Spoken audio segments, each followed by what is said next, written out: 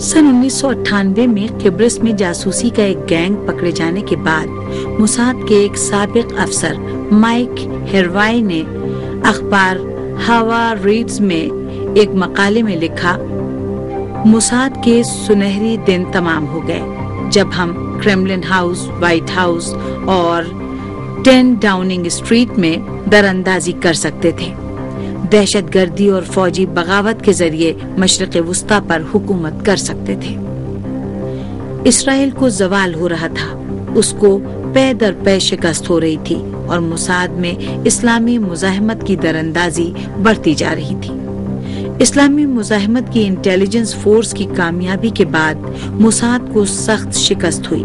5 اکتوبر سن 2000 کو اسلامی مزاحمت نے ایک طویل اور پیچیدہ آپریشن میں اسرائیل کے کرنل خانان تانمبول کو گرفتار کر لیا۔ بیروت پہنچتے ہی اسلامی مزاحمت نے اس کو گرفتار کیا تھا۔ اس شکست نے موساد پر کاری وار لگایا اور یہ ثابت کر دیا کہ وہ کمزور بھی ہے اور اس میں نفوذ بھی کیا جا سکتا ہے۔ اسلامی مزاحمت کے سپاہیوں نے اس کو یہ دھوکہ دینے میں کامیابی حاصل کر لی تھی کہ وہ حزب اللہ کے بارے میں اطلاعات حاصل کر سکتا ہے۔ کرنل خانان تانمبول اسرائیل کے لیے اطلاعات جمع کرتا تھا۔ سیاسی اور انٹیلیجنس کے لحاظ سے آپریشن کامیاب رہا۔ اسے فریب دے کر بیروت بلایا گیا اور پھر اسے گرفتار کر لیا گیا۔ میں سمجھتا ہوں کہ اس قسم کے آپریشن کے لیے بہت ہی دقیق اور مضبوط منصوبہ بندی کی ضرورت ہوتی ہے، اور لبنان کی اسلامی مزاحمتی تحریک کی یہی خصوصیت صہیونی حکومت کے مسلسل عذاب میں مبتلا رہنے کا باعث ہے۔ جیسا کہ میں نے پہلے کہا، ذہانت کے استعمال، منصوبہ بندی اور بہت ہی معمولی وسائل کے ذریعے وہ لوگ جنہیں دشمن پسماندہ سمجھتا تھا ایسا کارنامہ انجام دے سکتے ہیں۔ اسرائیل سوچ بھی نہیں سکتا تھا کہ اسلامی مزاحمتی تحریک اتنے معمولی وسائل سے اسے شکست دے دے گی۔ میں یہ کہنا چاہتا ہوں کہ اسرائیل کی خفیہ تنظیم موساد نے اذہان پر قبضہ کر رکھا تھا، اور جب سے تشکیل پائی تھی اسلامی اور عرب دنیا میں نفسیاتی جنگ شروع کر رکھی تھی۔ جب ہم صہیونی حکومت کی نفسیاتی جنگ کو نظر انداز کر دیں اور ایسی ہی نفسیاتی جنگ ہم خود شروع کر دیں اور کارروائیاں انجام دیں تو اس نیٹ ورک کو شکست ہوگی۔ موساد کا نیٹ ورک یورپ اور عرب ممالک میں سرگرم تھا اور لوگوں کو قتل کرتا تھا۔ اس کی نفسیاتی جنگ اس زمانے میں شروع ہوئی جب سن 1973 میں اس کے کمانڈوز تونس میں داخل ہوئے اور فلسطینی لیڈروں کو قتل کیا اور عراق کی ایٹمی تنصیبات پر بمباری کی۔ اردن، شام، عراق اور دیگر عرب ملکوں میں موساد کی کارروائیوں سے عرب، ان کا نظام اور ان کی فوج اس دھوکے میں آ گئی کہ موساد ہر کام کر سکتی ہے، لیکن جب اس کا سامنا حزب اللہ جیسی اسلامی مزاحمتی تحریک سے ہوا جس کے پاس بہت کم وسائل تھے تو ثابت ہو گیا کہ اس میں بھی دراندازی کی جا سکتی ہے اور اس کو شکست بھی دی جا سکتی ہے۔ اگر ہم علم، منطق اور عقل سے کام لیں تو کامیابی حاصل کر لیں گے۔ اعلیٰ اسرائیلی فوجی افسر کی گرفتاری سیاسی اور انٹیلیجنس کے نقطہ نگاہ سے بہت ہی اہم تھی۔ کامیابی کے لیے ضروری ہے کہ ہم یہ معلوم کریں کہ دشمن کیا چاہتا ہے، اور پھر اس کی بنیاد پر ہم اپنے آپریشن کی تیاری کریں اور پھر آپریشن کو انجام دیں۔ صہیونی حکومت نے لبنان کی اندرونی سلامتی درہم برہم کرنے کی کوشش کی۔ اس بار اس کا جغرافیائی ہدف بیروت کے جنوب میں واقع علاقہ صوبر تھا اور سیاسی ہدف تھا لبنان کو ویران کرنا۔ احمد حلاق نامی صہیونی حکومت کے زرخرید جاسوس نے زیادہ بھیڑ والے ایک علاقے میں غذائی اشیاء کی ایک دکان کے پاس بم رکھا۔ اسلامی مزاحمت کی انٹیلیجنس کے سپاہیوں نے لبنانی فوج کی انٹیلیجنس کی ہم آہنگی سے تھوڑے ہی عرصے میں اس کو گرفتار کر لیا، جس پر مقدمہ چلا اور سن 1996 میں اس کو سزائے موت دے دی گئی۔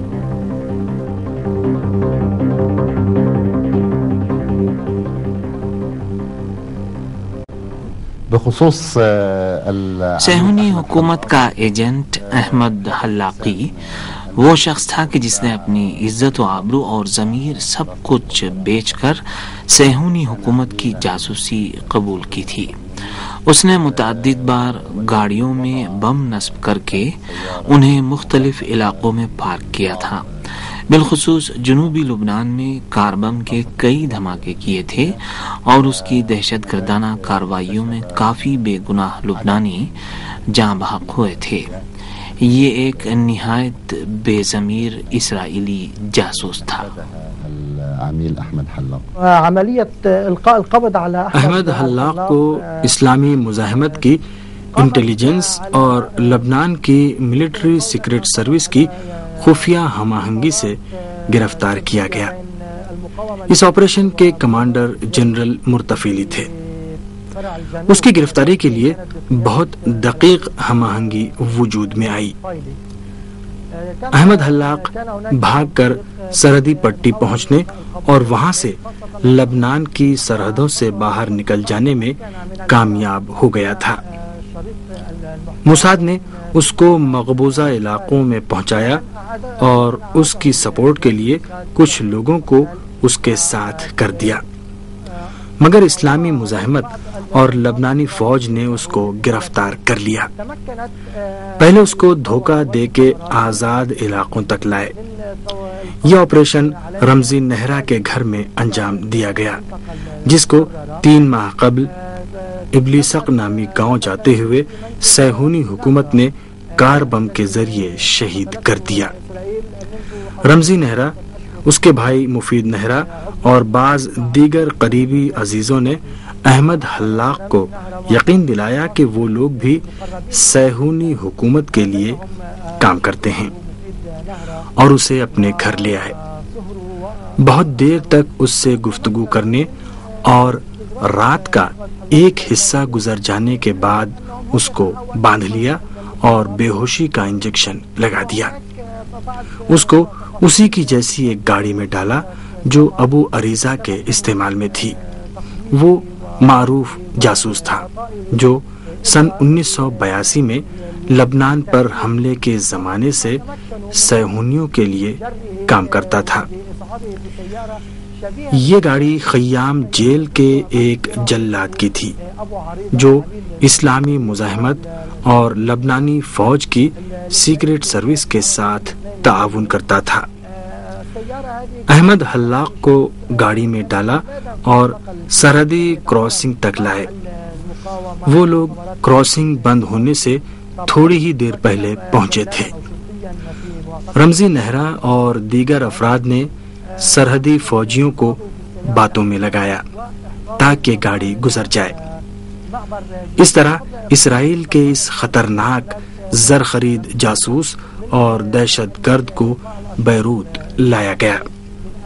یہ اسلامی مزاحمتی تحریک اور لبنانی فوج کی بڑی فتح اور کامیابی تھی۔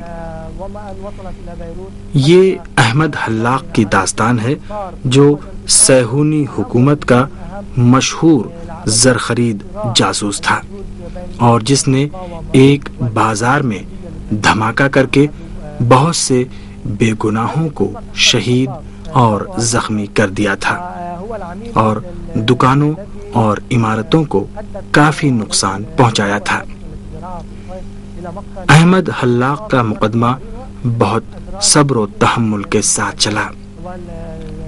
اس کو دفاع کا حق دیا گیا اور اس کے لیے وکیل کا بھی انتظام کیا گیا۔ آخرکار اس کو سزائے موت سنائی گئی اور پھر سن 1996 میں اسے پھانسی دے دی گئی۔ یہ اسلامی مزاحمت اور لبنانی فوج کی ایک بڑی فتح تھی۔ حزب اللہ نے نتیجہ خیز روش اختیار کی۔ دشمن کے نفوذ اور منصوبہ بندی کو سمجھنے میں عربوں کی عقل کام نہیں کرتی تھی۔ ماضی میں عرب اور اسلامی ممالک کے دروازے خفیہ اداروں کے لیے کھلے ہوئے تھے اور دنیا کاغذی شعر آسانی کے ساتھ یہاں نفوذ کر سکتی تھیں، یہاں تک کہ انٹیلیجنس فورسز نے صہیونیوں کے مقابلے میں پیش رفت کی۔ اسلامی مزاحمت کا کام یہ تھا کہ سرحدوں سے گزر جاتی تھی اور دشمن کی فکر میں دراندازی کرتی تھی۔ دشمن کے قلب تک پہنچنے کے لیے بعض وسائل کی ضرورت ہوتی ہے۔ ہم جانتے ہیں کہ صہیونی معاشرہ ایک کمزور معاشرہ ہے اور قرآن مجید کے مطابق وہ تم سے جنگ نہیں کرتے مگر گھروں اور دیواروں کے پیچھے چھپ کر۔ اس سے پہلے ہم ان دیواروں میں دراندازی کی کوشش نہیں کرتے تھے، مگر اسلامی مزاحمتی تحریک حزب اللہ نے اس بات پر غور کیا کہ صہیونی حکومت کی اس سیکیورٹی دیوار میں راستہ کیسے بنایا جا سکتا ہے۔ غور و فکر اور تحقیق سے انہوں نے صہیونی معاشرے کے کمزور پہلوؤں کا پتہ لگایا جن سے صحیح استفادے کے اچھے نتائج برآمد ہو سکتے ہیں، حتیٰ اس حد تک پیش رفت کر سکتے ہیں کہ اپنے خلاف دشمن کی کارروائیوں کے اہداف اور منصوبوں کو سمجھ سکتے ہیں۔ حزب اللہ نے معقول راستہ اختیار کیا اور دشمن کے ساتھ انٹیلیجنس کی جنگ میں حصہ لیا۔ اپنے محدود وسائل سے ہی اس نے ایسا نیٹ ورک قائم کیا کہ شام کے جولان جیسے مقبوضہ علاقوں، حتیٰ فلسطین کے مرکز میں، عرب سرزمینوں میں موجود صہیونی کالونیوں تک میں دراندازی کی۔ اسرائیل رقومات اور منشیات کی بات کرتا تھا۔ میری ذاتی رائے یہ ہے کہ اگر دشمن کے فوجیوں کو انٹیلیجنس اہمیت کی اطلاعات حاصل کرنے کے لیے منشیات دی جاتی تھیں تو صہیونی جو کام کرتے تھے ان کے مقابلے میں یہ کام جائز تھا۔ جو آپ کے بچوں، بھائیوں اور ماں باپ کو درندگی کے ساتھ قتل کر دے، اس کے خلاف ہر وسیلے سے کام لینا جائز ہے۔ اس کا موازنہ آپ اس کے کاموں سے کر سکتے ہیں۔ آپ کو معلوم ہے کہ 80 کے عشرے میں یا پہلی فلسطینی انتفاضہ کے دوران بعض صہیونی وزارت خانے فلسطینی بچوں میں چاکلیٹیں تقسیم کرتے تھے۔ بعد میں معلوم ہوا کہ یہ چاکلیٹیں نشہ آور ہیں۔ وہ اس طرح اس فلسطینی نسل کو منشیات کا عادی بنا دینا چاہتے تھے۔ اسرائیلی اسی کے ساتھ عرب اور اسلامی برادری میں دراندازی کے لیے پیشے منشیات اور عورتوں سے فائدہ اٹھاتے تھے، یعنی اخلاقیات کے خلاف جو بھی کام ہو سکتا تھا اسرائیلی اسے اپنے اہداف کے لیے استعمال کرنے میں نہیں جھجکتے تھے۔ تحقیق اہداف اسرائیلی تاجر اور 3 فوجیوں کے باقیات تل ابیب اور اسرائیل سے رہا کیے جانے والے 30 عرب قیدی بیروت پہنچ گئے ہیں۔ قیدیوں کی رہائی پر لبنان اور فلسطین میں خوشیاں منائی جا رہی ہیں۔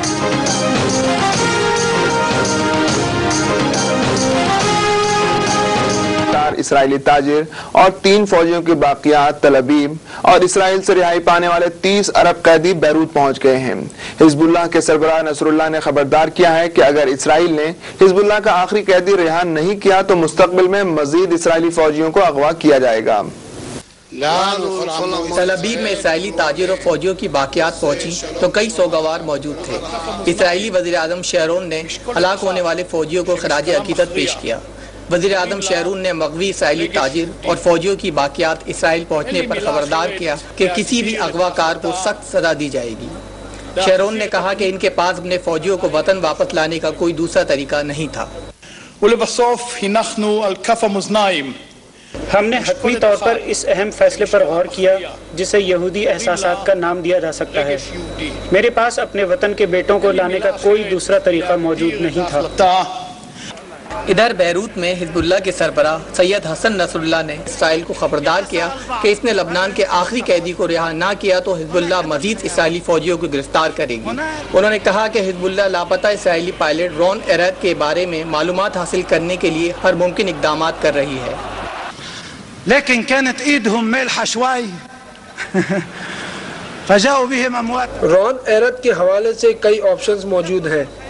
ہم اس سلسلے میں اپنی تمام کوششیں کرنے کی خواہش مند ہیں تاکہ جلد از جلد اسرائیلی پائلٹ کے بارے میں معلومات حاصل کی جا سکیں۔ في الموت المقبلة في يوم من الأيام أحياء۔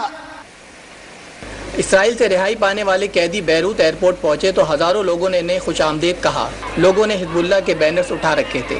اس موقع پر لبنان کے صدر ایمائل لاؤڈ اور حزب اللہ کے سربراہ حسن نصر اللہ کے علاوہ دیگر عہدیدار بھی موجود تھے۔ حزب اللہ کے قیدی شیخ عبد الکریم عبید اور مصطفیٰ درانی کا بالہانہ استقبال اور خوشی کے اظہار کے لیے آتش بازی کا شاندار مظاہرہ کیا گیا۔ اسرائیلی حکومت نے سمجھوتے کے تحت تقریباً 400 فلسطینی قیدیوں کو غزہ اور مغربی کنارے بھیجا ہے اور لبنان کے جنوبی علاقے پر 22 سالہ قبضے کے دوران ہلاک کیے جانے والے 59 لبنانی باشندوں کی باقیات بھی حوالے کر دی ہیں۔ رہائی پانے والوں میں اسلام قبول کرنے والا جرمن شہری بھی شامل ہے۔ مشرق وسطیٰ میں قیام امن کے حوالے سے اسرائیل اور حزب اللہ کے درمیان قیدیوں کے تبادلے سے متعلق سمجھوتے کو اہم پیشرفت قرار دیا جا رہا ہے۔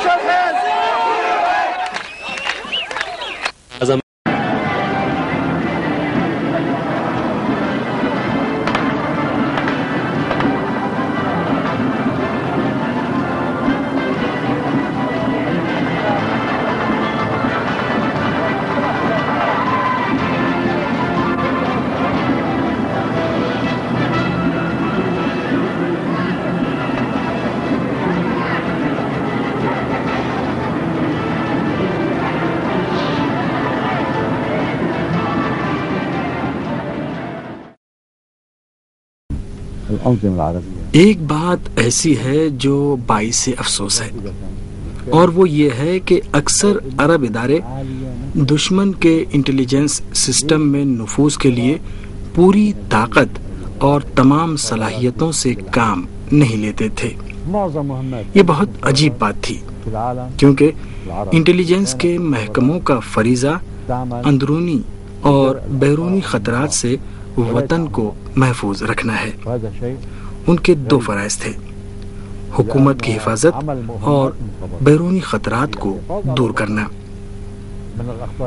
عرب انٹیلیجنس کا محکمہ صرف پہلے فریضے پر عمل کرتا تھا جو اندرونی خطرات سے حفاظت پر مشتمل تھا۔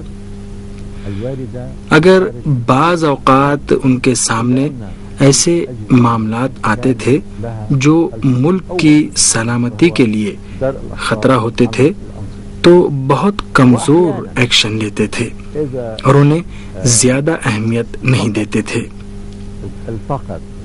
دشمن کے اندر نفوذ اور دراندازی کا کوئی منصوبہ نہیں ہوتا تھا۔ انہیں صرف اس بات کی فکر رہتی تھی کہ حکومت کے تسلط کی کیسے حفاظت کریں۔ اسی کے ساتھ ڈیموکریسی اور اس کی تعریف کے بارے میں بات ہوتی تھی۔ بنابراً ہم دیکھتے ہیں کہ حکومت کو دشمن سے جنگ کی فکر نہیں تھی۔ عربوں کے زیادہ تر انٹیلیجنس کے ادارے داخلی مسائل اور اندرونی معاملات میں الجھے رہتے تھے اور اپنی حکومت کو محفوظ رکھنے کی فکر کرتے تھے۔ سب سے اہم بات یہ ہوتی تھی کہ حکومت کی حفاظت کیسے کی جائے. یہاں میں نے کوشش کی اور کہا کہ دیکھا عراق میں کیا ہوا. سرحدوں کی جنگ اندرونی جنگ میں تبدیل ہو گئی. تاریخی واقعات نے ثابت کر دیا ہے کہ اسرائیل کی جاسوسی تنظیم موساد اور امریکہ کی خفیہ سروس CIA کے درمیان اعلیٰ سطح کا رابطہ رہا ہے اور دونوں مل کر کام کرتی رہی ہیں. جب جیمز انگلٹن نے جو یہودی اور صہیونیوں کی سرگرمیوں کا حامی تھا CIA کی بنیاد رکھی تھی، اسی وقت مقبوضہ فلسطین میں سرگرم سیکیورٹی ایجنسیوں اور CIA کے درمیان گہرا رابطہ وجود میں آ گیا تھا. اس وقت تک موساد قائم نہیں ہوئی تھی. ہگانا اور اشنیر جیسی سیکیورٹی ایجنسیاں موجود تھیں. 1920 کے اوائل میں اشنیر نے شائی کا نام اختیار کیا اور بہت سے کام اپنے ذمے لیے. 1952 میں ان تمام گروہوں کو مدغم کر کے موساد کا نام دیا گیا. CIA کے ساتھ روابط نازیوں سے موساد کے روابط کی دلیل ہے. دراصل مغربی سیکیورٹی ایجنسیوں اور مغرب اور امریکہ کے طرفدار پوری دنیا کے انٹیلیجنس محکموں کے درمیان روابط اور وسیع ہم آہنگی موجود تھی. لیکن اس ہم آہنگی کے باوجود موساد ہمیشہ خفیہ طور پر کام کرتی تھی. حتیٰ اپنے قریبی اتحادیوں کی بھی جاسوسی کرتی تھی. موساد زیادہ اطلاعات ان سے حاصل کر سکتی تھی مگر اسے ان پر اعتماد نہیں تھا اور ہمیشہ ان کے اندر بھی گھسپیٹ کرتی تھی تاکہ دیگر امور کی پیش رفت اور نظریات سے واقف ہو سکے. اس کے باوجود بہت سی جگہوں پر موساد کو شکست ہوئی. مثال کے طور پر کینیڈا کے ساتھ اس کا اختلاف ہوا اور CIA حکومت امریکہ سے الگ ہو گئی. مجھے یاد ہے کہ اسرائیل کی انٹیلیجنس سروس اور موساد کے محققین اور تمام افراد اس بات پر زور دیتے تھے کہ انہیں بہت سے معاملات میں کامیابی ملی ہے اور دنیا کے سیکیورٹی کے اکثر نظاموں میں نفوذ و دراندازی کی طاقت ان کے اندر تھی. وہ ہر یہودی اور ایسے ہر شخص کو جس کی اصلیت یہودی ہو اس نیٹ ورک کا حصہ سمجھتے تھے. انہوں نے ان یہودیوں کو چھوڑ کر جو صہیونیوں اور عربوں کی سرزمین پر ریاست کے قیام کی صہیونی تحریک کے مخالف تھے جن کی تعداد بہت کم تھی اور وہ ان کے ساتھ تعاون نہیں کرتے تھے، بہت سے یہودیوں کو اپنا ایجنٹ بنایا. یہ بات دراندازی کی بہت سی کارروائیوں میں موساد کی کامیابی کا باعث ہوئی. ایک طرف دو ناموں کا ہونا اور دوسری طرف ایک آرگنائزیشن میں آنے والے سیاسی تغیرات اختلافات لاتے ہیں. اگرچہ ان دونوں تنظیموں کے درمیان عہد و پیمان تھا مگر پھر بھی ان میں اختلافات کافی تھے. ان اختلافات کے سبب موساد کے آپریشنوں کا قبل از وقت پتہ چل جاتا تھا اور اس کو ناکامی کا سامنا کرنا پڑتا تھا. یہودیوں میں خود کو برتر سمجھنے کا جذبہ موجود تھا. صہیونی حکومت اور یہودی اس پر ایمان رکھتے ہیں. مجھے صہیونی حکومت اور اس کے دین میں کوئی فرق نظر نہیں آتا.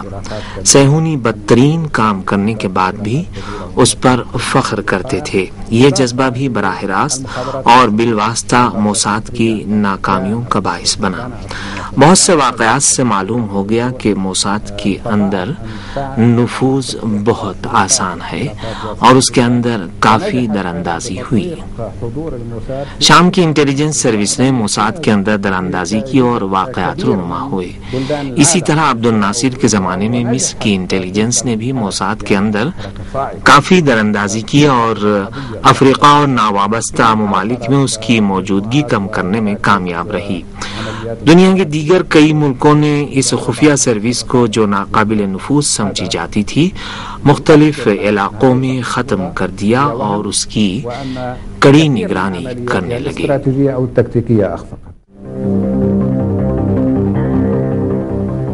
1990 میں 5 اکتوبر کی رات کو مینہٹن میں گولی باری کی آواز سنی گئی۔ ایک شخص کے ہاتھ میں بندوق تھی اور وہ فائرنگ کرتا ہوا 48ویں شاہراہ سے 70ویں شاہراہ کی طرف جا رہا تھا۔ پولیس نے اس پر فائرنگ کی، وہ زمین پر گرا اور گرفتار ہو گیا۔ وہ سخت زخمی تھا۔ بعد میں معلوم ہوا کہ وہ مصری نژاد امریکی شہری ہے اور اس کا نام سعدی نصیر ہے۔ وہ سن 1981 سے امریکہ میں مقیم تھا۔ اس پر صہیونی حکومت کی پیلس تحریک کے بانی مائر کہانہ کے قتل کا الزام لگایا گیا۔ مائر کہانہ ایک ہوٹل میں تقریر کر رہا تھا کہ لوگوں کی آنکھوں کے سامنے زمین پر گر گیا۔ اس کے سر اور گردن میں گولیاں لگی تھیں۔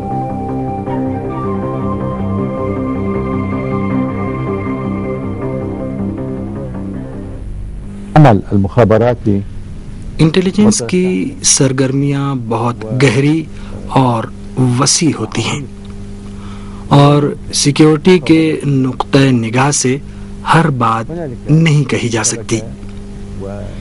بہت سے نیٹ ورک کام کرتے ہیں۔ انٹیلیجنس کی اہم اطلاعات کی حفاظت کرتے ہیں اور کسی کو وہاں تک نہیں پہنچنے دیتے۔ لبنان اور بہت سے عرب ممالک اسی طرح ہیں۔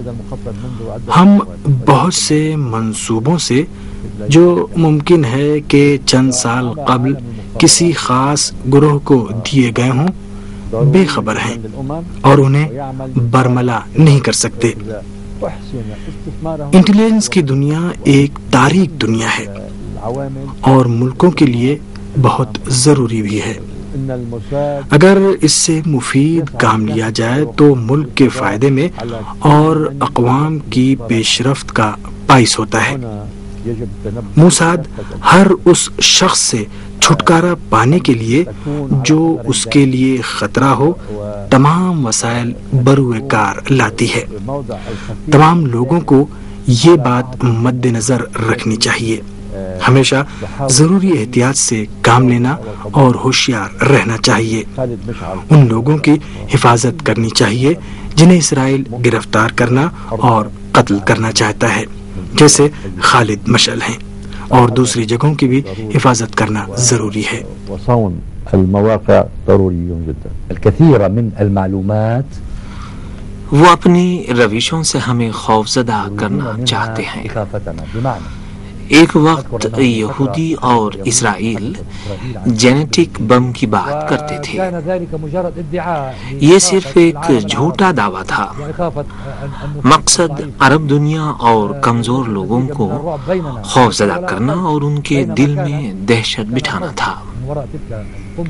جس بم کی وہ بات کرتے تھے وہ ان کے اسلاف کے تاریخی جھوٹے دعووں کی تکرار تھی۔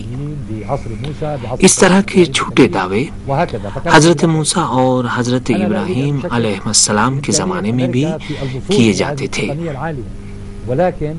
مجھے امریکہ کے اس حد تک پیش رفت کرنے میں شک نہیں ہے، لیکن یہ بات باعث ہوتی ہے کہ ہم اور حکام اس مسئلے پر توجہ دیں۔ میں انقلاب ایران کا اشارتاً ذکر کرنا چاہتا ہوں۔ حضرت امام خمینی کی قیادت میں انقلاب کے کامیاب ہونے سے لے کر آج تک جو ہستی بھی ملک ایران کی قیادت کرتی ہے اس کو ایک سائنسی پیش رفت دوسری پیش رفت کی طرف لے جاتی ہے۔ سیاسی، صنعتی اور فوجی ہر لحاظ سے یہ ملک پیش رفت کر رہا ہے، مگر افسوس کہ عرب ممالک اس پر توجہ نہیں دیتے۔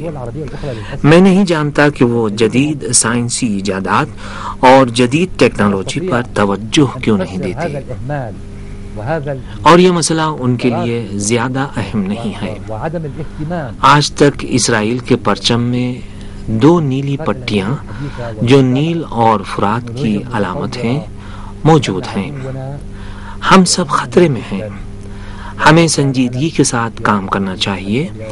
ہمیں اپنے دماغ اور مالی وسائل سے کام لینا چاہیے۔ ہمیں اپنا سب کچھ اپنی حفاظت پر لگا دینا چاہیے۔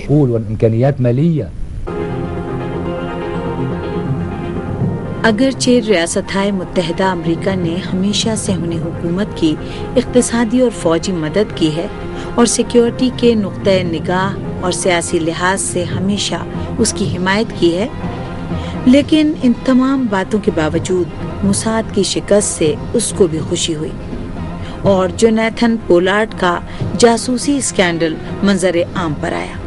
وہ صہیونی جاسوس تھا جس نے اہم فوجی اور سیکیورٹی کے راز حاصل کر لیے تھے۔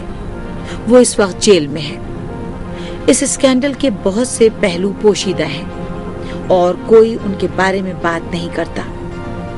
ایک اور اسکینڈل میں بھی موساد کی طرف شک کیا گیا۔ وہ سابق صدر بل کلنٹن اور مونیکا لیونسکی کا معاملہ ہے۔ یہ ایک قسم کی دھوکہ دہی، دھمکی اور سیاسی دباؤ ہے۔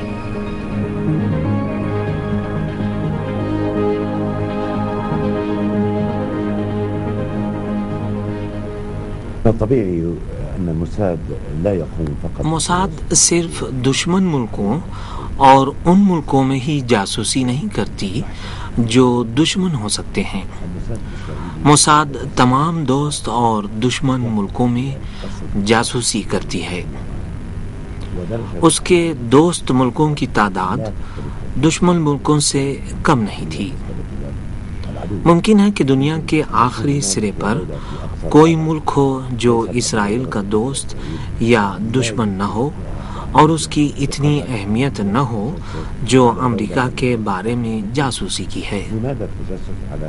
صہیونی دوست ملکوں میں جاسوسی کیوں کرتے ہیں؟ یہ سوال اہم ہے۔ اسرائیل کے پاس دوست ملکوں میں جاسوسی کے دلائل ہیں۔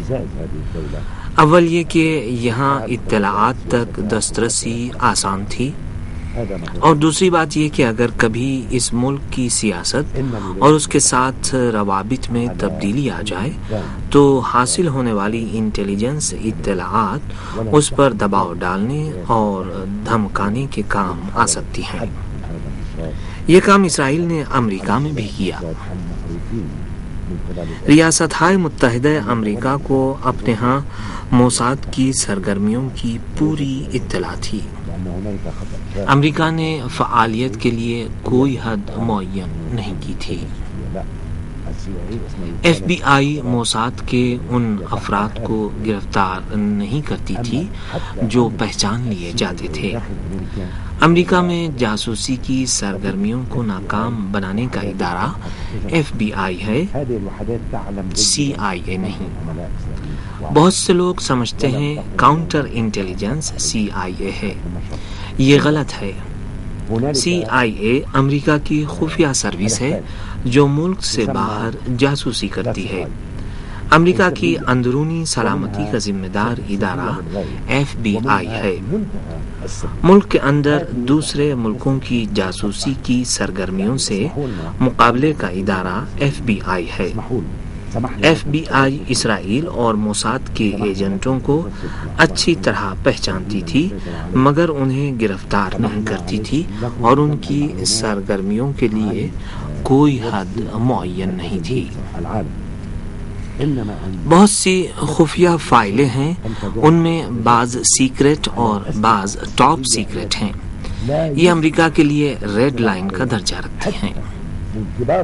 امریکہ نے اسرائیل سے کہا، ہم نے تمہیں امریکیوں کے مکالمے سننے کی اجازت دی، ہم نے تمہیں ایوان نمائندگان کے اراکین کی جاسوسی کرنے کی اجازت دی، عالمی ایکسچینج کے مرکز کے اطلاعات جمع کرنے کی اجازت دی، مگر یہ بات قابل قبول نہیں ہے کہ تم پینٹاگون میں داخل ہو جاؤ اور خفیہ ہتھیاروں کے بارے میں جاسوسی کرو۔ امریکہ کے سینئر کمانڈر بھی جو براہ راست اس مسئلے سے تعلق نہیں رکھتے تھے، اس سے بے خبر تھے۔ پولارڈ نام کا ایک جاسوس آیا اور اس نے خفیہ دستاویزات حاصل کی اور انہیں اسرائیل تک پہنچا دیا۔ یہ کام سوئی کے ہڈی تک پہنچ جانے کے مترادف تھا۔ امریکہ نے پولارڈ کو گرفتار کیا، مقدمہ چلایا اور جیل میں ڈال دیا۔ اس سلسلے میں امریکہ نے اسرائیل کا دباؤ قبول نہیں کیا، کیونکہ پولارڈ اتنا اہم شخص نہیں تھا کہ امریکہ اسے تحفے میں اسرائیل کو پیش کرتا۔ وجہ یہ تھی کہ اگر امریکہ پولارڈ کو اسرائیل کے حوالے کر دیتا تو بہت سے پولارڈ آ جاتے۔ اس وقت بھی امریکی سسٹم میں بہت سے لوگ ہیں جو خفیہ اطلاعات تک دسترسی رکھتے ہیں۔ عیسائی صہیونی بھی ہیں جو اسرائیل کے سلسلے میں یہودیوں سے زیادہ متعصب ہیں، اور ایسے بہت سے افراد ہیں جو موساد کے جاسوس اور ایجنٹ بھی ہو سکتے ہیں، لیکن امریکہ نے اہم فائلوں کے بارے میں واضح لائن کھینچ دی ہے۔ اسرائیل دوسروں سے دوستی کا کوئی پاس و لحاظ نہیں رکھتا اور اپنے ساتھ دوسروں کے احسان کا ہرگز اعتراف نہیں کرتا۔ اسرائیل صرف اسرائیلیوں کا معترف تھا اور انہی کے لیے کام کرتا تھا۔ اسرائیل کا مقصد، جیسا کہ توریت، تلمود اور دیگر قدیمی کتب میں موجود ہے، یہ ہے کہ اسرائیل صرف مشرق وسطی پر ہی نہیں بلکہ پوری دنیا پر اپنا تسلط جمانے کی کوشش کرتا ہے۔ وہ چاہتا ہے کہ امریکہ بلکہ پوری دنیا پر حکومت کرے۔ اس کو ایسی طاقت کی ضرورت ہے کہ جس کے ذریعے پوری دنیا کو اپنے تسلط میں لے سکے اور اس پر حکومت کر سکے۔ امریکہ کے پاس یہ طاقت تھی۔ اگر اس مسئلے پر غور کریں تو معلوم ہوگا کہ اسرائیل کس حد تک امریکی حکومت اور امریکیوں کے طرز فکر، ان کے افکار اور منصوبوں پر تسلط حاصل کر چکا ہے۔ آج جارج بش جب تقریر کرتے ہیں تو کہتے ہیں یہودی اور ہم اور یہودی نہیں کہتے۔ وہ ہمیشہ امریکیوں کو یہودیوں سے پرکھتے ہیں اور مشرق وسطی اور دنیا کے بارے میں ہر فیصلہ اسرائیل کے مفادات کو مد نظر رکھ کے کیا جاتا ہے۔ اسرائیلی امریکیوں کے اس احسان کا اعتراف نہیں کرتے۔ وہ سمجھتے ہیں کہ امریکہ ان فیصلوں پر مجبور ہے، اپنا فریضہ انجام دے رہا ہے۔ اس طرح کے فیصلے اس کے فرائض میں شامل ہیں۔ اسی بنا پر انہوں نے امریکہ کے لبرٹی بحری جہاز پر کوئی توجہ نہیں دی اور اس کو نشانہ بنا لیا۔ وہ سمجھتے تھے کہ یہ بات مصریوں کی مدد کر سکتی تھی۔ ممکن ہے کہ امریکیوں کے ذہن میں ایسے کاموں کی فکر پیدا ہو جو مشرق وسطی میں ثبات و استحکام کا باعث ہو۔ اسرائیلیوں نے سن 1956 یا 57 میں جب مصر، شام اور اردن سے لڑائی کی تھی، امریکہ کے لبرٹی بحری جہاز کو تباہ کر دیا۔ بعد میں انہوں نے امریکہ سے معافی مانگ لی اور امریکہ نے انہیں معاف بھی کر دیا۔ امریکیوں کو حتیٰ اپنے مردوں کو دفن کرنے سے بھی روک دیا گیا۔ انہیں شہید سمجھا گیا۔ انہیں کسی گروہ نے شہید کیا تھا۔ انہیں ایک صہیونی تحریک نے شہید کیا تھا۔ اسرائیلیوں کے تمام افکار تلمود کے اقوال پر استوار تھے، جس میں کہا گیا ہے کہ اسرائیل کو پہلے مشرق وسطی پر تسلط حاصل کرنا چاہیے اور فرات سے نیل تک اپنی حکومت قائم کرنی چاہیے۔ اس کی بار بار تکرار کرتے تھے۔ ایک زمانے میں یہ اسرائیل کی عبادت گاہوں پر بھی لکھا ہوتا تھا۔ 10-20 سالوں تک یہ روش رہی۔ اس وقت مجھے اچھی طرح سے یاد نہیں ہے۔ یہ حقیقت اب تک موجود ہے۔ ہم دیکھتے ہیں کہ اسرائیل کی یہ خواہش بڑھ گئی ہے اسرائیلی پورے مشرق وسطی پر قبضہ کرنا چاہتے ہیں اور اس کے لیے وہ رات دن خفیہ منصوبے بناتے رہتے ہیں۔ صہیونی اسرائیلی رات دن اس منصوبے پر کام کر رہے ہیں اور امریکہ اور کچھ دیگر مغربی ممالک بھی اس سلسلے میں ان کے ساتھ تعاون کر رہے ہیں، اور اس طرح سے اسرائیل نیل سے فرات تک کے اپنے ہدف کو حاصل کرنے کی کوشش میں ہے۔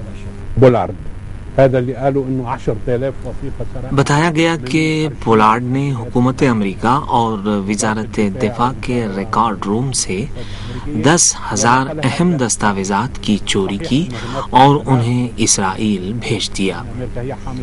یہ صحیح ہے کہ امریکہ اور اسرائیل کے درمیان تعاون ہے۔ امریکہ اسرائیل کی حمایت کرتا ہے اور دونوں ایک دوسرے سے متاثر ہیں، مگر امریکہ کا قانون اس قسم کی دستاویزات ملک سے باہر کسی دوسرے ملک لے جانے کی اجازت نہیں دیتا۔ نیتن یاہو نے جو عرفات کے ساتھ گفتگو کے لیے آیا تھا، فلسطین کے ساتھ سمجھوتے کے لیے پولارڈ کی رہائی کی شرط رکھی تھی۔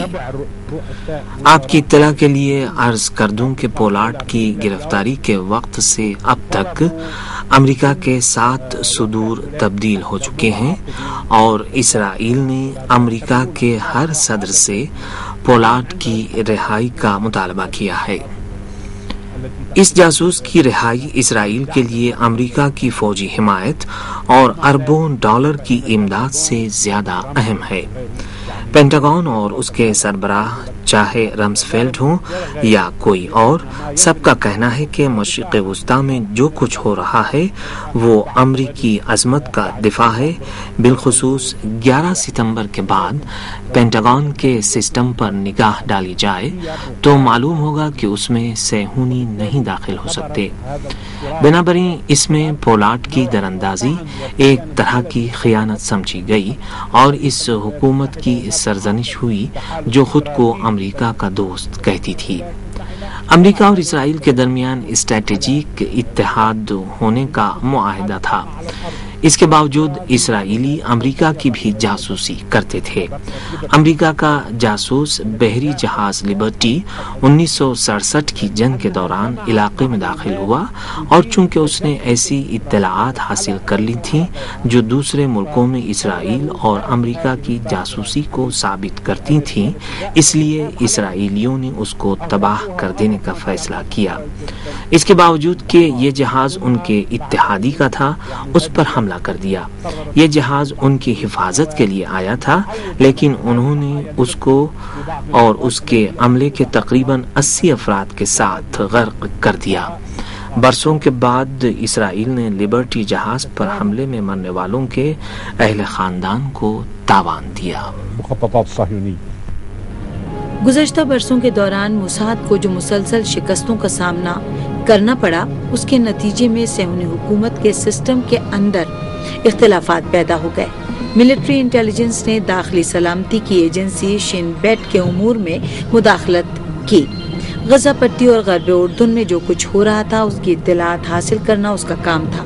موساد نے بھی اپنے جاسوسوں کا ایک گروہ فعال کر دیا اور دوسری طرف شین بیٹ نے ملک سے باہر اپنے ایجنٹوں کو کام پر لگا دیا، جبکہ یہ کام موساد کا تھا۔ ملک کے باہر کی اطلاعات کی ذمہ داری موساد کی تھی۔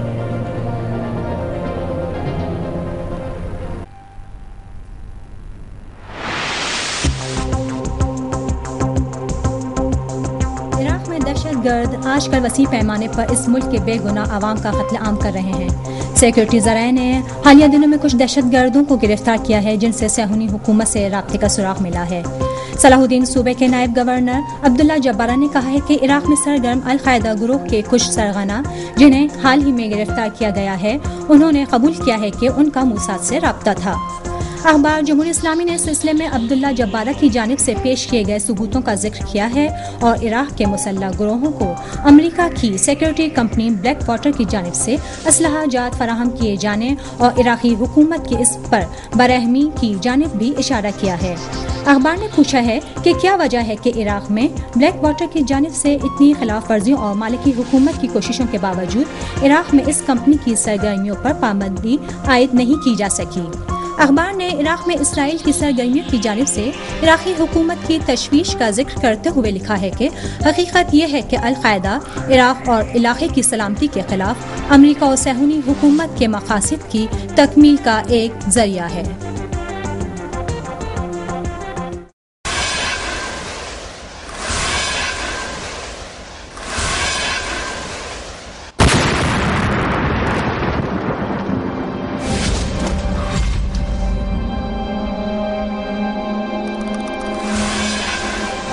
میرے ساتھ ٹیلی فون لائن پہ ممتاز دفاعی مبصر اور آئی ایس آئی کے سابق سربراہ جنرل ریٹائرڈ حمید گل صاحب موجود ہیں۔ جنرل صاحب السلام علیکم۔ وعلیکم السلام ڈاکٹر صاحب۔ جنرل صاحب، ایک بڑی دہشت گردی، کوئی ایسیسینیشن، کوئی بڑا دھماکہ، آپ سمجھتے ہیں کہ مشرق وسطیٰ کی نئی صورتحال جو ہمارے سامنے ہے اسرائیل کی پسپائی اور حزب اللہ کی فتح کے بعد، موساد کو، سی آئی اے کو، دوسرے حساس ادارے جو مغرب میں ہیں، انہیں کوئی ایسا واقعہ درکار ہے جو رائے عامہ کو ایک بار پھر مخالف سمت میں لے جا سکے؟ جی ڈاکٹر صاحب، پہلے تو ہمیں اس کو پس منظر کو پورا سمجھنا چاہیے۔ میرا خیال ہے کہ یہ اسرائیل کے لیے صرف شکست نہیں ہوئی ہے جو لیبنان میں ان کو رک اٹھانی پڑی ہے، بلکہ یہ خود امریکہ کے لیے اور پورے مغرب کے لیے، جس کو ویسٹرن پاور کہتے ہیں، یعنی مغربی طاقت، اور اس میں یورپی یونین بھی شامل ہے، کیونکہ آپ جو کچھ بھی کہیں بالآخر جب ان کے اوپر رد پڑتی ہے تو سارے اکٹھے ہو جاتے ہیں، اور ان کی طاقت جو ان کے اتحاد میں ہے۔ تو ہم دیکھ رہے ہیں کہ اسرائیل کو تو بہت ہی رسوائی اور ذلت کا سامنا ہے، شکست کا سامنا ہے، اور اس سے بڑھ کے یہ کہ جو ان کا امیج خراب ہوا ہے، یعنی گزشتہ 60 سال سے اس سے بھی زیادہ ہولوکاسٹ کا انہوں نے بہت ہی زیادہ شور و غوغا مچایا ہوا تھا، اور یہ بتا رہے تھے، بیان کر رہے تھے کہ ہم بڑے مظلوم ٹھہرے ہیں، تاریخی مظلوم تھے۔ جو انہوں نے سفاکیت اور جو ظلم بپا کیا ہے، اس کے نتیجے میں ان کی پوری ساکھ خراب ہو گئی ہے۔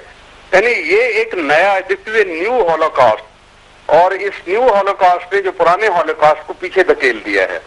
تو ان کی اصلیت جو کھلی ہے، عیاں ہوئی ہے، اور اسرائیلی قوم کا جو اعتماد اپنی افواج کے اوپر اور خود امریکہ کے اوپر بھی اٹھا ہے، کیونکہ اس میں شبہ نہیں ہے کہ یہ امریکہ کے کہنے کے اوپر ہوا۔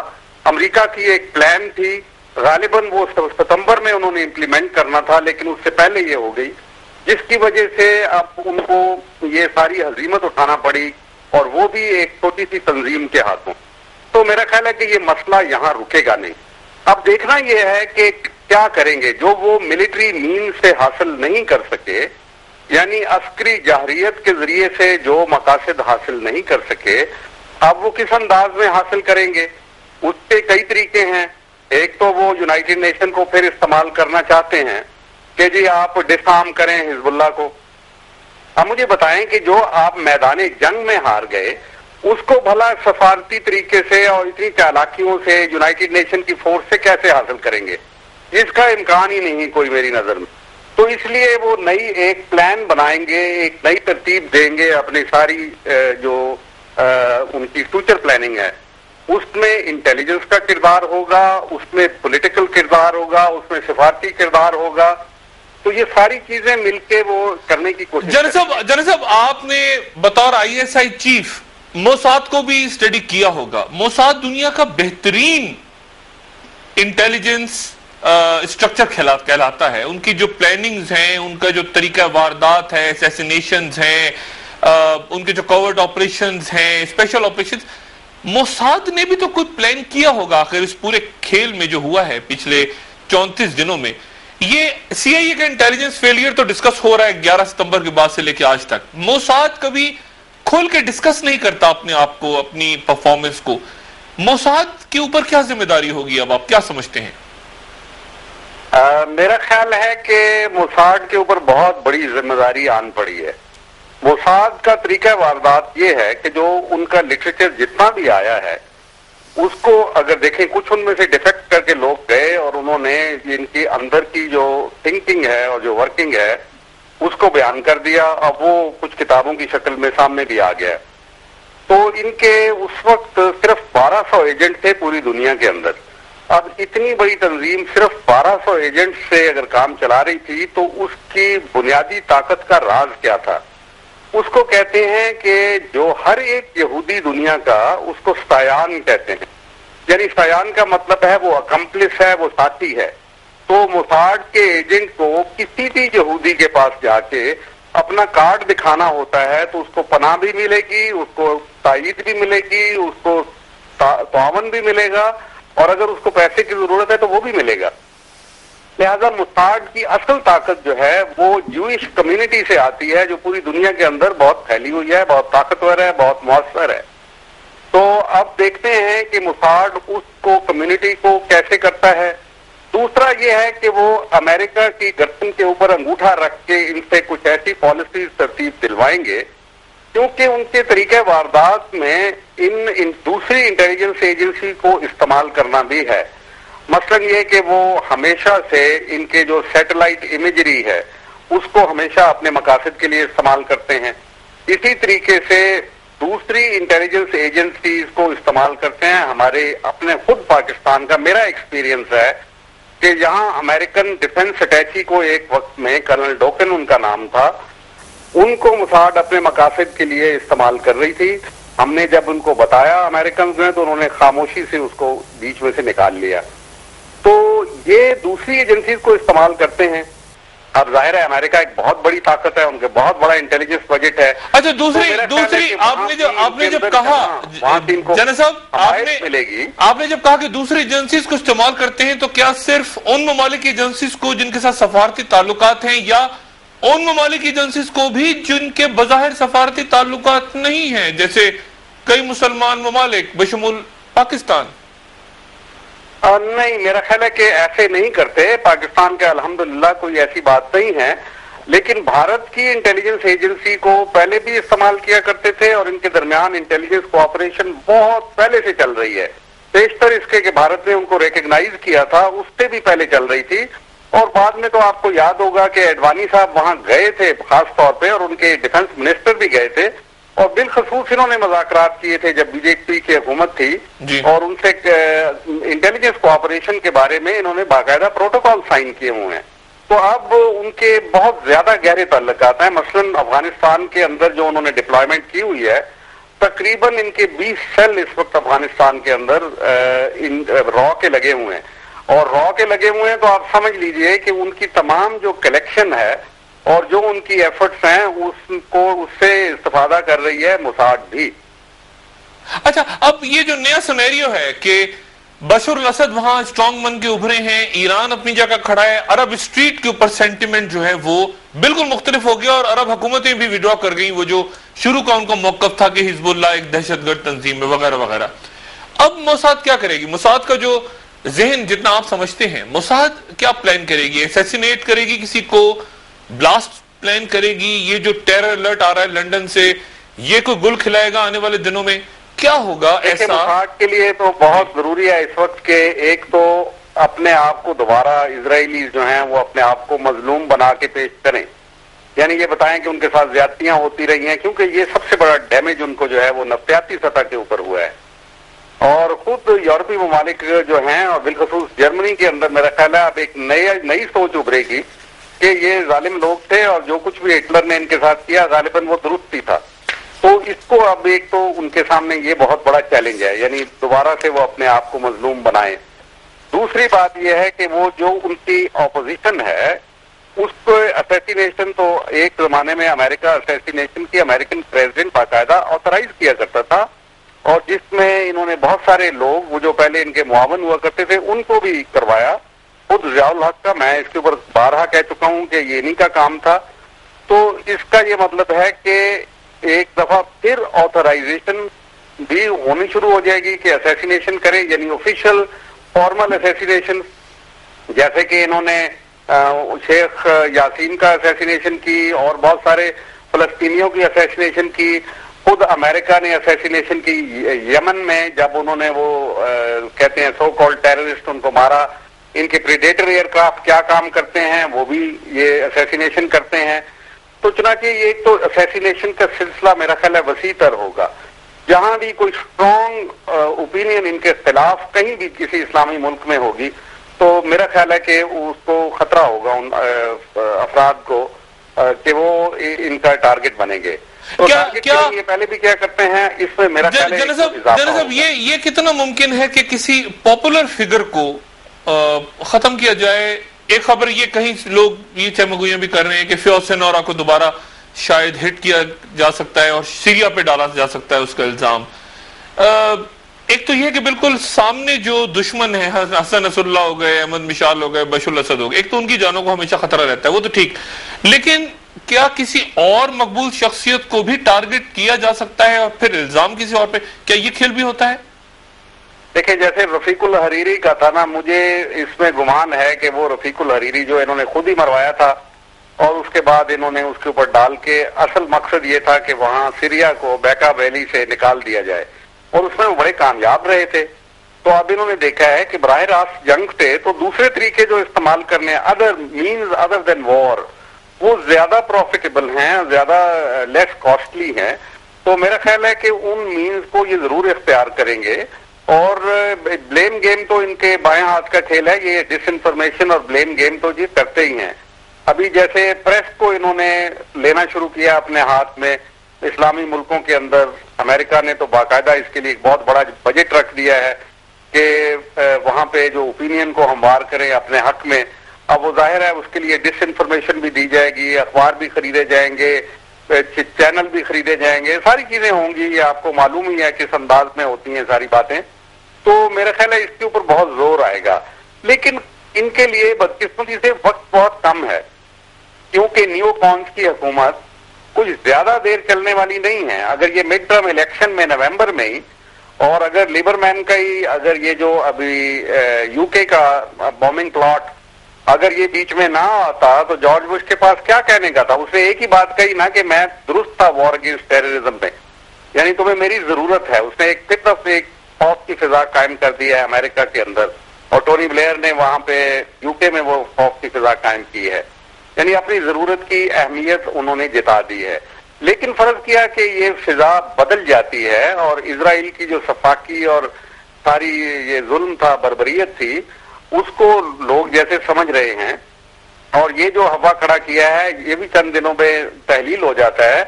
تو پھر اس کا مطلب ہے کہ مڈ ٹرم الیکشن میں جارج بش کی پارٹی کے ہارنے کے بہت زیادہ امکان ہوں گے کیونکہ اینٹی وار لابیز جو ہیں لیبرمین کی شکست کے بعد یہ ایک چھوٹا سا ایک نمونہ تھا. اس کے بعد ایسا لگتا ہے کہ وہ بہت ان میں اٹھان آئے گی اور اگر ایسا ہوا تو پھر وہ لیم ڈک پریزیڈنٹ کے طور پہ آئندہ 2 سال گزارے گا.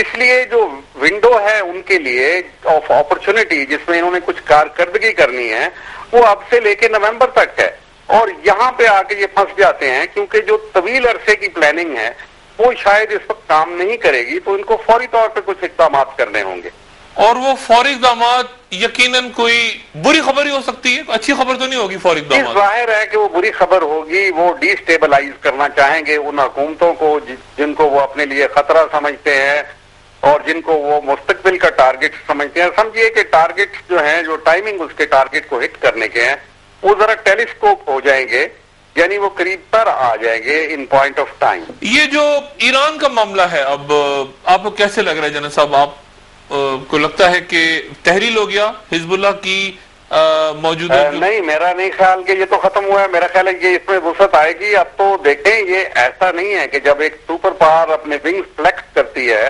اور وہ اپنا ایک نمونے کے طور پہ اپنے ایک جو فرنٹ گارڈ ہے اس کو بھیجتی ہے اور اس کو وہاں پہ ناکامی ہوتی ہے تو اس کا ہرگز یہ مطلب نہیں ہے، بلکہ اس میں 2 احساس جو اجاگر ہو رہے ہیں. ایک امریکہ کے اندر ہوگا ان کے جو پالیسی پلانرز ہیں کہ ہم تو یہ ساری گیم ہی ہار جائیں گے. دوسرا اسرائیل کے اندر ہوگا، اس کی قوم کے اندر ہوگا کہ ہماری سلامتی کو بہت شدید خطرات لاحق ہو گئے ہیں.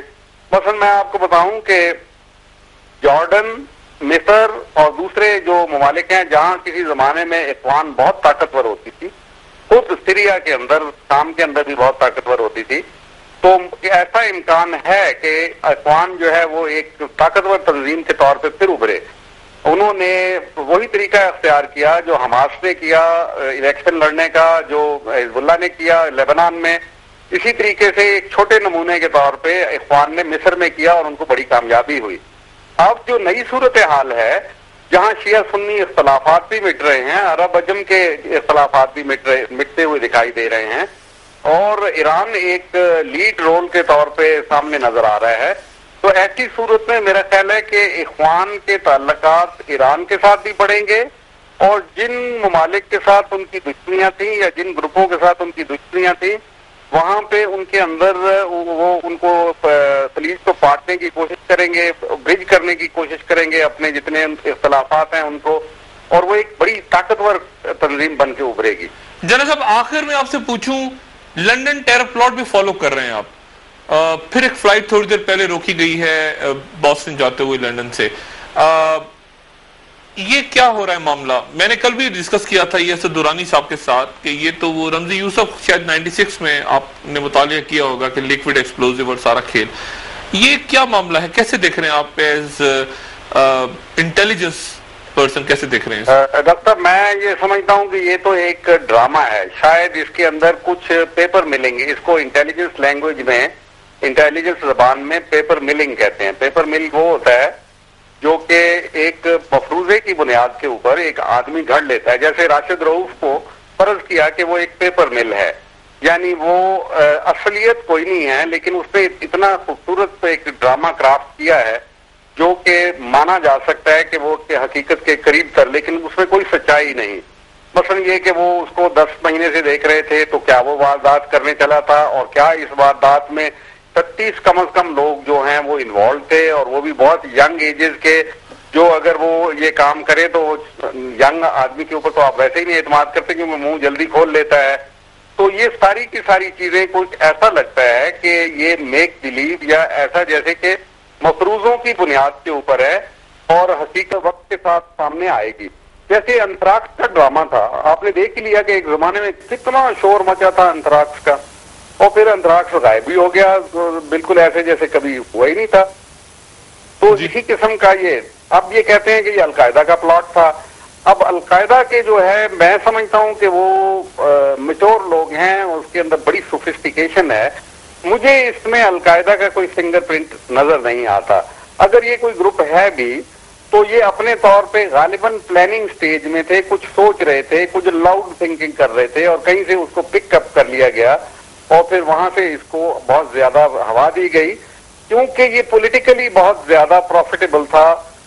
تمام ہی شخصیات جو کہ اس سے فائدہ اٹھا رہی ہیں، خود پاکستان کی حکومت کے لیے کسی حد تک کہ جس کو ڈو مور کرنے کی گردان کے تلے رکھا گیا ہوا تھا، دوسری طرف ٹونی بلیئر جس کی پاپولیرٹی بہت گر چکی تھی اور 61% لوگ اس کی پالیسیز کو کرٹیسائز کر رہے تھے، خود ان کے جو سابقہ وزرائے خارجہ تھے وہ ان کو کہہ رہے تھے کہ اپنے آپ کو ان پالیسیز سے ہٹاؤ، اور جارج بش کی آپ کو پتا ہے کہ ریکارڈ لو آ چکی تھی ان کی پاپولیرٹی گراف، لیبرمین ہار چکا تھا، اور اسرائیل کی صفاقی جو ہے سامنے آ رہی تھی، تو ہر ایک کو سوٹ کرتا ہے۔ اس میں دیکھیں کہ بینیفیشری کون ہے، کس کو فائدہ پہنچ رہا ہے اس سارے ڈرامے کا، تو یہ تو وقت بتائے گا۔ میں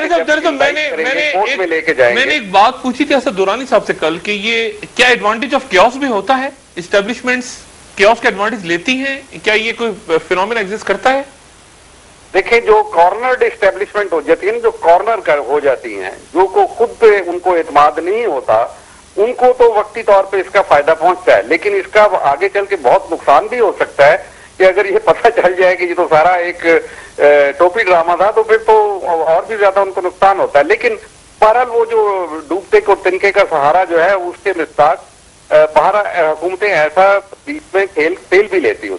جی جنرل صاحب کا بہت شکریہ، اور انشاءاللہ آپ سے بات ہوتی رہے گی۔ تھینک یو ویری مچ جی۔ شکریہ ڈاکٹر صاحب۔